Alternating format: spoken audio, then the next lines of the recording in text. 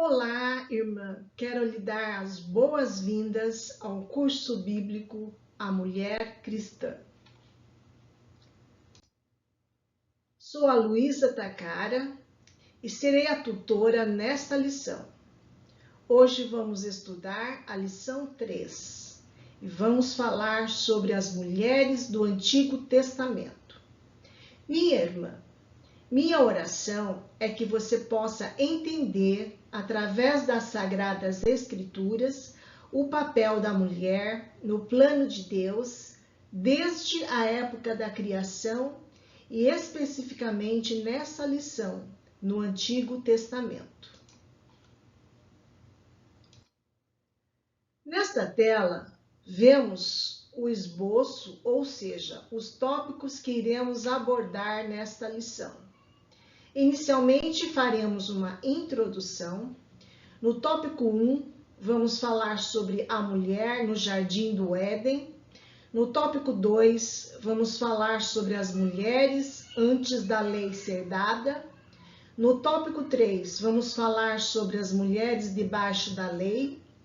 No tópico 4, vamos falar sobre mulheres notáveis do Antigo Testamento.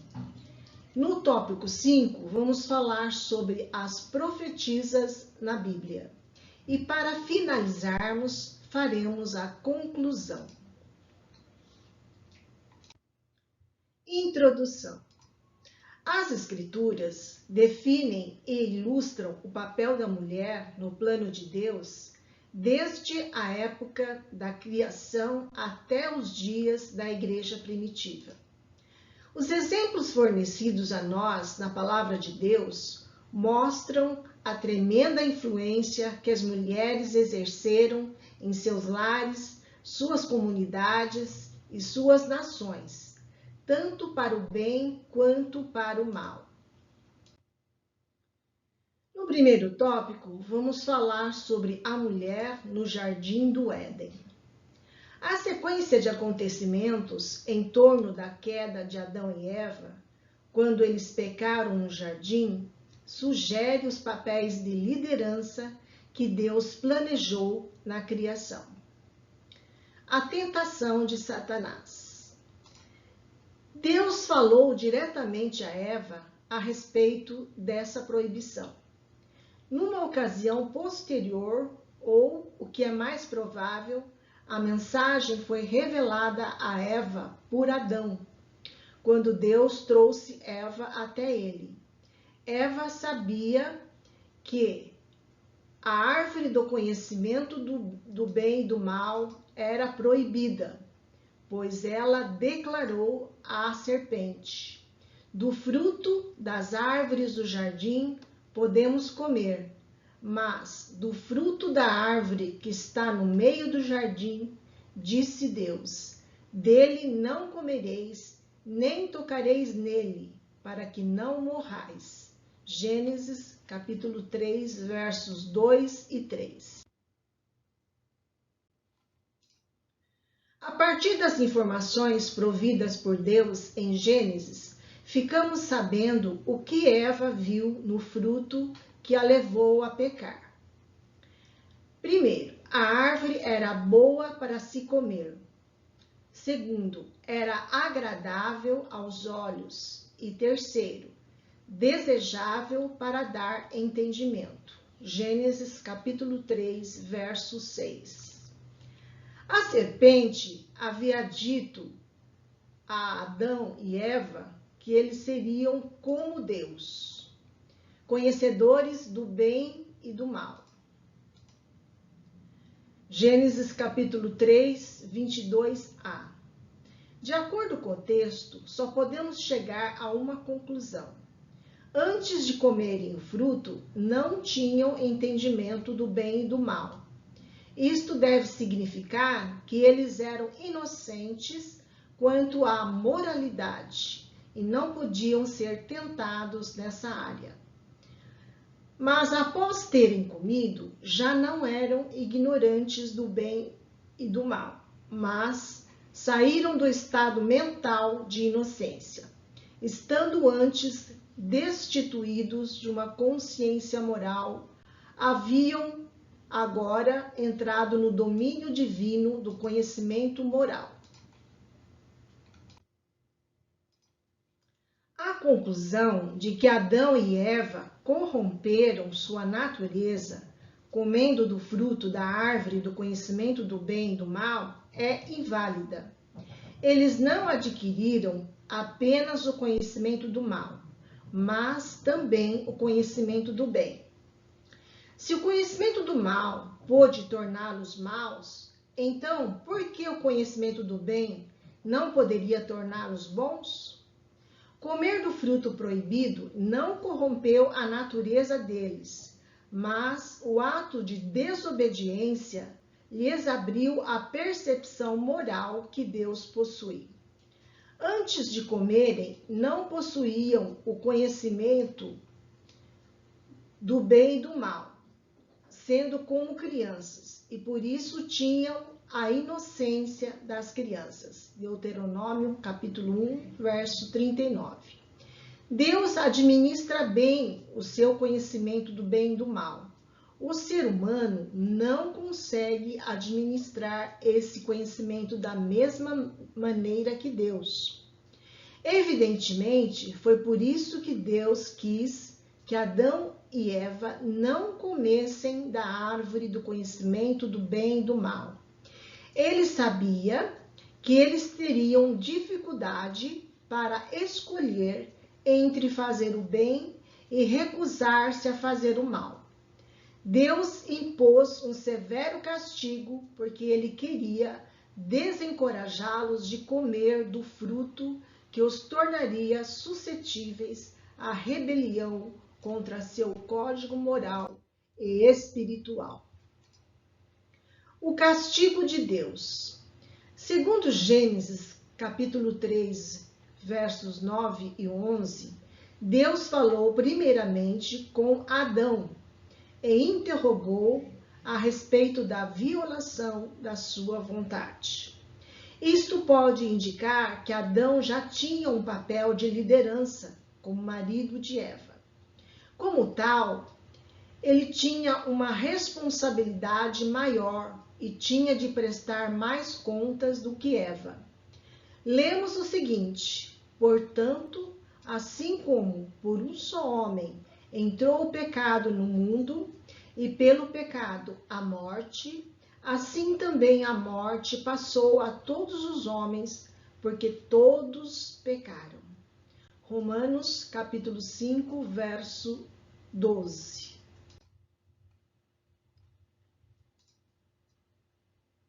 Em 1 Coríntios, capítulo 15, verso 22, diz: porque assim como em Adão todos morrem, assim também todos serão vivificados em Cristo.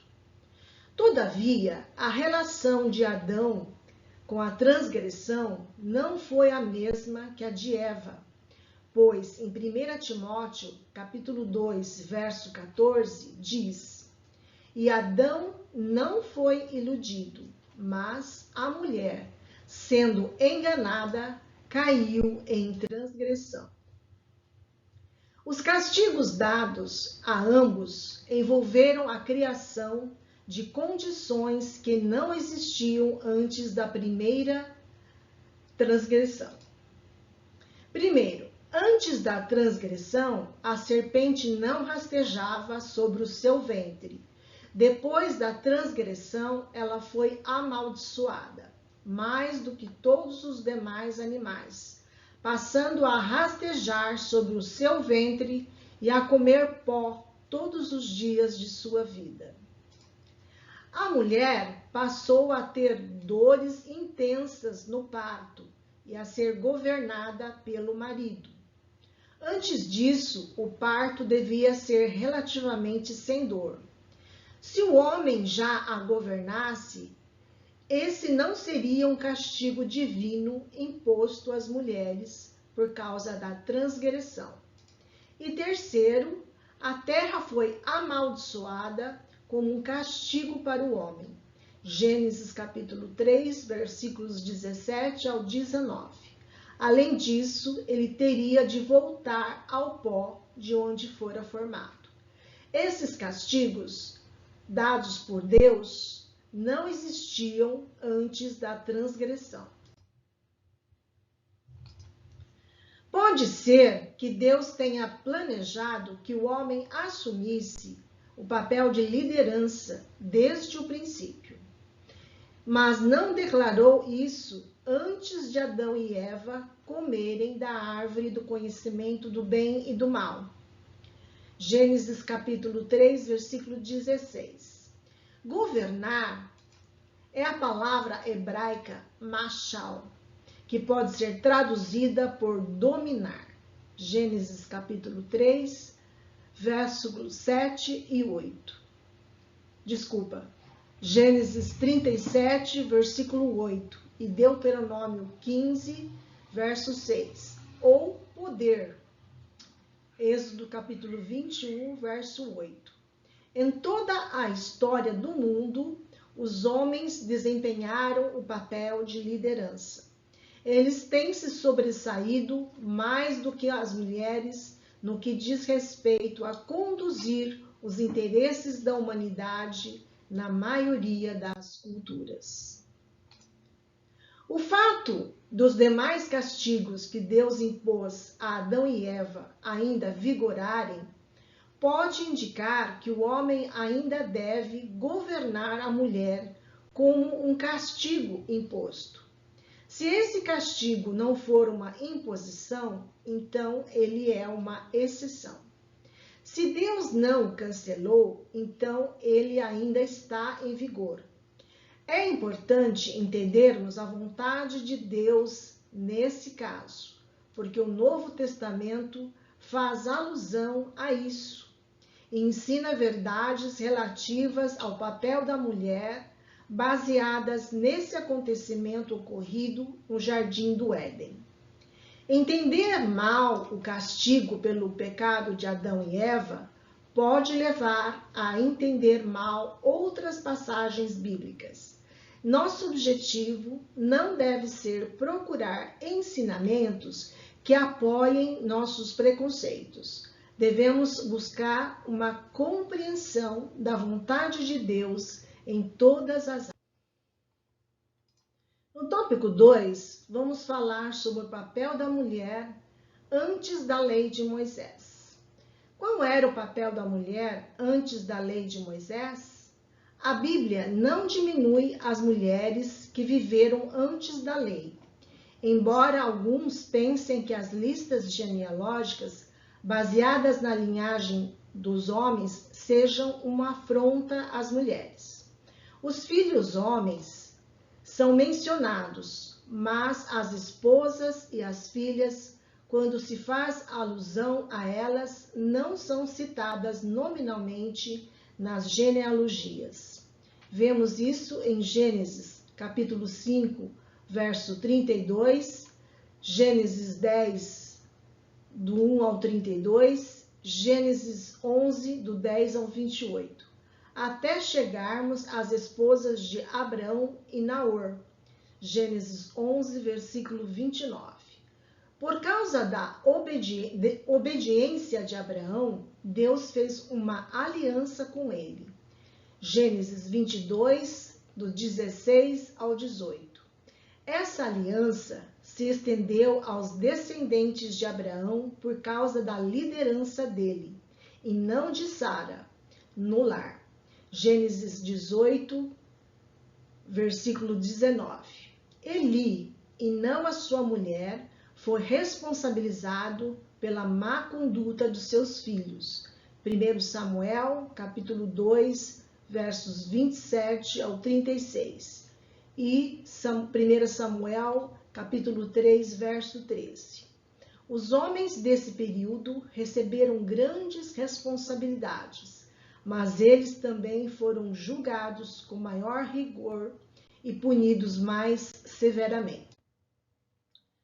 Abrão, certamente, era o líder na sua relação com Sara. Deus apareceu a ele e lhe deu instruções para deixar o país. Gênesis capítulo 12, versículos 1 ao 3. A aliança que ele fez com Abraão teve de ser selada com a circuncisão, um sinal que se aplicava somente aos homens. Gênesis capítulo 17. Deus fez outra aliança com Abraão e a repetiu aos descendentes do sexo masculino, Isaque e Jacó. Ele prometeu abençoá-los e torná-los grandes, uma grande nação, que abençoaria todas as famílias da terra de Canaã. Gênesis capítulo 12, verso 1 ao 3. Deus usou José para preservar o povo de Israel durante a fome. Gênesis capítulo 50, versos 20. Mulheres como Sara, Rebeca, Raquel e Lia foram importantes durante o período dos patriarcas, mas Deus tratava os homens e não as mulheres como representantes das famílias. As 12 tribos descendiam dos filhos de Jacó e não de sua filha Diná ou dos descendentes dela. A Judá, um homem, foi feita a promessa de que o governo permaneceria nas mãos de sua tribo. Gênesis capítulo 49, verso 10. No tópico 3, vamos falar sobre as mulheres debaixo da lei. Nos dias dos juízes. Durante os dias dos juízes, os líderes nacionais foram todos homens, exceto Débora. Ela foi uma profetisa e é importante como exemplo de uma mulher exercendo a liderança. A Bíblia não deixa dúvida de que ela julgou em Israel sendo uma profetisa. Juízes capítulo 4, versos 4 e 5. Podemos concluir, porém, que ela não exerceu liderança nas questões religiosas da congregação do Senhor, pois a lei havia dado essa responsabilidade somente a homens da tribo de Levi. Números, capítulo 1, verso 50 e capítulo 3, versos 9 e 10. Nos dias dos reis. Talvez não consigamos entender completamente a importância do fato de Deus ter instituído somente homens como reis em Israel. Todos os líderes militares, religiosos e civis alistados como tendo servido em Israel sob o governo de Davi eram homens. 1 Crônicas, verso 23 ao 27. Poderíamos atribuir isso totalmente à cultura, exceto pelo fato de que, em alguns casos, Deus foi quem fez as escolhas. Se instituir mulheres para papéis de liderança fosse o propósito de Deus, ele o teria feito, ou teria instituído Davi, que também era profeta, a fazê-lo. Até Salomão, a quem Deus fez mais sábio que as autoridades, usou somente homens como líderes em seu governo. No tópico 4, vamos falar sobre mulheres notáveis do Antigo Testamento. Muitas mulheres nobres, importantes e sábias são mencionadas na Bíblia. No entanto, veremos exemplos de mulheres que foram notáveis, tanto no sentido positivo quanto negativo. A influência das mulheres da Bíblia teve resultados bons e maus. Lemos a respeito da virtude de Abigail, em contraste com a atitude desprezível e torpe de seu marido Nabal. Em 1 Samuel, capítulo 25, versos 2 ao 42. Davi a elogiou, dizendo: Bendito o Senhor, Deus de Israel, que hoje te enviou ao meu encontro. Bendita seja a tua prudência, e bendita sejas tu mesma, que hoje me tolheste de derramar sangue, e de que por minha própria mão me vingasse. Versículos 32 e 33. Jeoseba mostrou-se corajosa, escondendo o menino Joás, da linhagem real, da perversa Atalia, a qual tentou tirar a vida de todos os possíveis herdeiros que ameaçassem o seu governo no trono. Ela escondeu o pequeno Joás e a sua ama num dormitório, até ele crescer o suficiente para reinar em Judá. 2 Reis, versículos 11, do 1 ao 3. No Antigo Testamento, lemos a respeito de mulheres más que usurparam a autoridade do governo. Atalia assumiu o governo depois de matar todos os herdeiros do trono em potencial, assim que seu filho Acasias foi morto. 2 Reis, capítulo 11, versos 1 ao 3. A derrota de Sansão deu-se por conta de uma mulher chamada Dalila. Lemos em Juízes, capítulos 14 ao 16.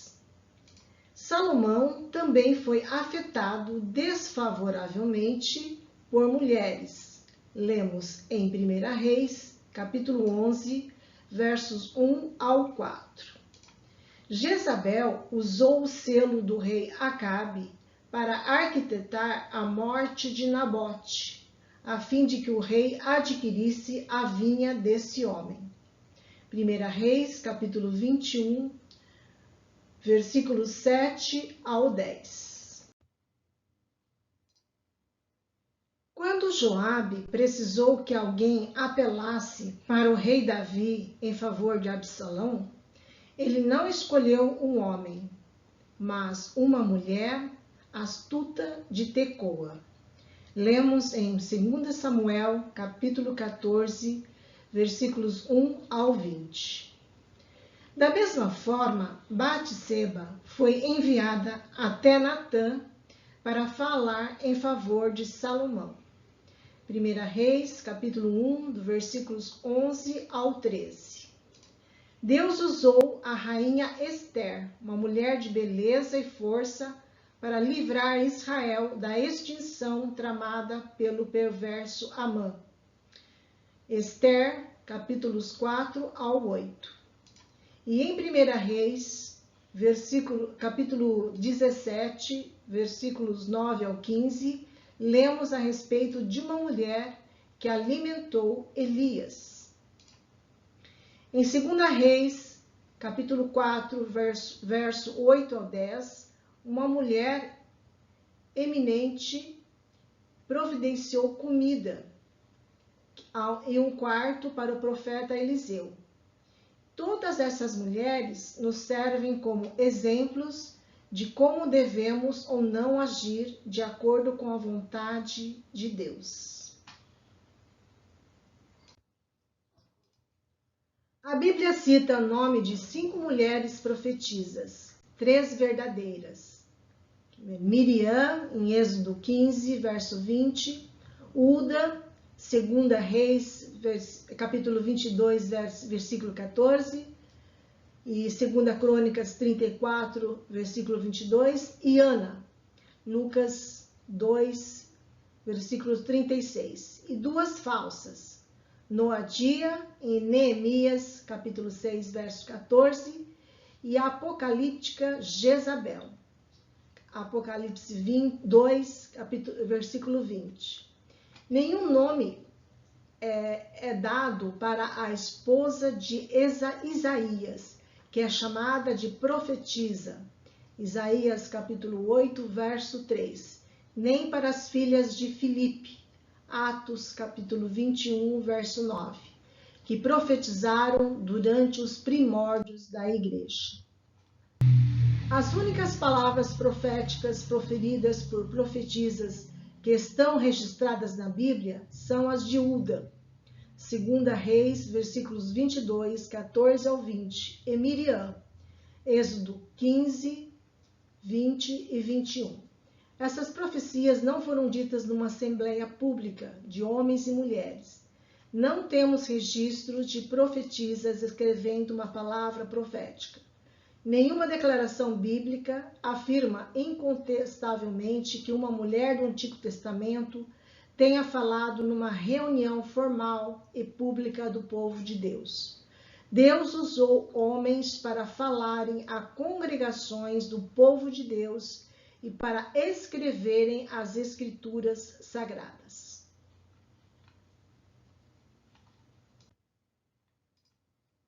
Conclusão. Muitas mulheres do Antigo Testamento mostraram grande intelecto, sabedoria, virtude e coragem. Em alguns casos, superaram os homens. Em nenhuma habilidade, elas eram inferiores aos homens. Embora a liderança da comunidade religiosa e o governo civil não tenham sido entregues às mulheres, elas se destacaram sobremaneira, através de atitudes sábias e serviço humilde. Referências. Baseamos esse presente estudo nas publicações Ed Cloyer, do site do Bible Courses, sobre a mulher cristã, subtema Mulheres do Antigo Testamento e Mulheres Notáveis da Bíblia. Irmã, espero que você nunca desista de buscar a verdade que está na Palavra de Deus e creia que as Escrituras foram escritas por homens, mas estes foram inspirados pelo Espírito Santo de Deus. E na Palavra de Deus encontramos as respostas para o papel da mulher no lar, na igreja e na sociedade. Que você possa aprender com as mulheres da Bíblia e seguir os bons exemplos de mulheres que foram corajosas, tementes a Deus e fizeram a diferença em suas gerações. Que você esteja sempre em obediência à palavra de Deus para agradar sempre o Senhor. Deus te abençoe ricamente e fique na paz do Senhor Jesus.